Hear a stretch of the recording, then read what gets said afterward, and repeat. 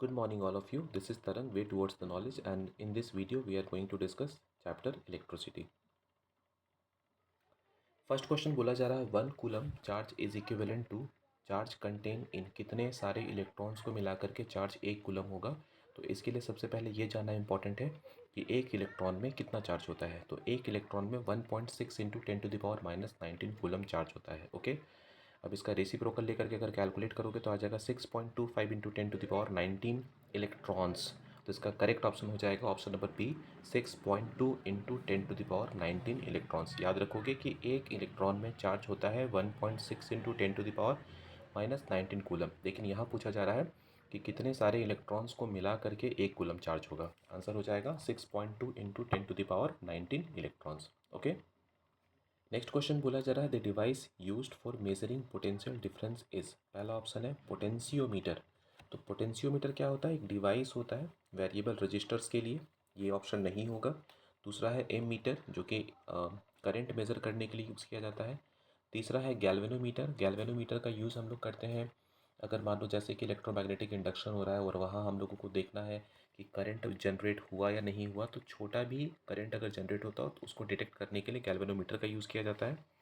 और लास्ट में है वोल्ट मीटर। तो वोल्ट मीटर ही पोटेंशियल डिफरेंस को चेक करने के लिए यूज़ किया जाने वाला डिवाइस है। ओके, नेक्स्ट क्वेश्चन बोला जा रहा है which statement or statements is or are correct.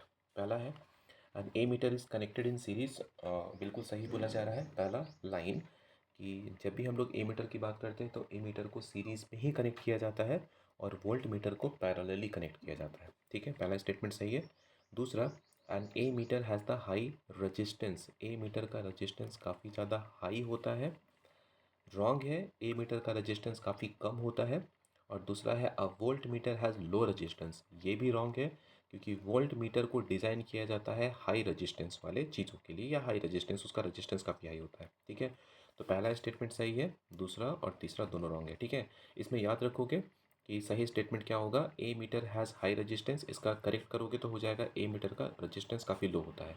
और वोल्ट मीटर के बारे में याद रखना, voltmeter is design to have a very high resistance to ensure accurate voltage measurements. ठीक है, तो इसका आंसर हो जाएगा ओनली। नेक्स्ट क्वेश्चन बोला जा रहा है if the amount of the electric charge passing through a conductor in 10 minutes is 300 coulomb, the current following is. Current बताना है हम लोगों को। फार्मूला कौन सा फार्मूला यूज़ करना पड़ेगा? पहला ही करंट के डेफिनेशन से एक फार्मूला निकल के आया था, वो क्या था? I is equal to q by t. ठीक है, आई मतलब करंट होता है, क्यू मतलब चार्ज होता है और टी मतलब टाइम होता है। तो करंट निकालने के लिए चार्ज को टाइम से डिवाइड करना है। ठीक है, चार्ज यहाँ पे कितना दिया हुआ है? 300 कूलम। डायरेक्टली डिवाइड नहीं करोगे बिकॉज यहाँ पर टाइम ऐसा यूनिट में नहीं है। 10 मिनट्स, 10 मिनट में कितने सेकंड्स होंगे? तो 1 मिनट में 60 सेकंड होता है। 60 से मल्टीप्लाई कर लो, कितना हो जाएगा? 600 सेकंड्स हो जाएगा। तो करंट इज इक्वल टू क्या होता है? Charge by time. तो 300 बाई 600 क्या आ जाएगा? 1/2 मतलब 0.5। इसका आंसर हो जाएगा 0.5 एम्पियर। और ये भी याद रखोगे कि करंट का एसआई यूनिट एम्पियर होता है, चार्ज का क्या होता है? कूलम होता है। ओके, और टाइम का सेकंड होता है। ये पहला। नेक्स्ट क्वेश्चन है ओम्स लॉ से बोला जा रहा है Ohm's law gives a relationship between. Ohm's law किसके बीच में रिलेशन देता है? हम लोग को पता है ओम्स लॉ के according V is directly proportional to I।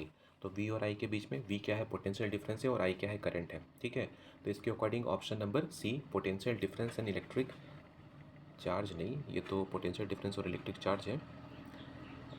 Current and potential difference जो कि ऑप्शन नंबर डी में बोला गया है, तो इसका सही ऑप्शन होगा ऑप्शन नंबर डी।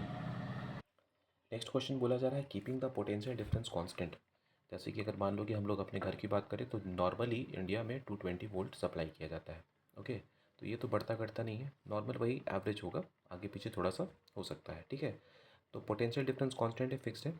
अगर रजिस्टेंस को बढ़ा दिया जाए तो पूछा जा रहा है the resistance of a circuit is doubled, तो करंट क्या होगा? ओके, तो नॉर्मल सी बात है, पोटेंशियल डिफरेंस में कोई चेंज नहीं हो रहा, पोटेंशियल डिफरेंस फिक्स है। अगर रजिस्टेंस बढ़ जाएगा तो जो करंट है वो उसका बढ़ रहा है, कितना? डबल हो रहा है, तो करंट क्या हो जाएगा? हाफ हो जाएगा। ठीक है, तो इसका आंसर हो जाएगा हाफ। नेक्स्ट क्वेश्चन बोला जा रहा है when the diameter of a wire is doubled its resistance become. तो हम लोग कर क्या रहे हैं? वायर के डायमीटर को डबल कर दे रहे हैं। ठीक है, तो इसमें रजिस्टेंस क्या होगा?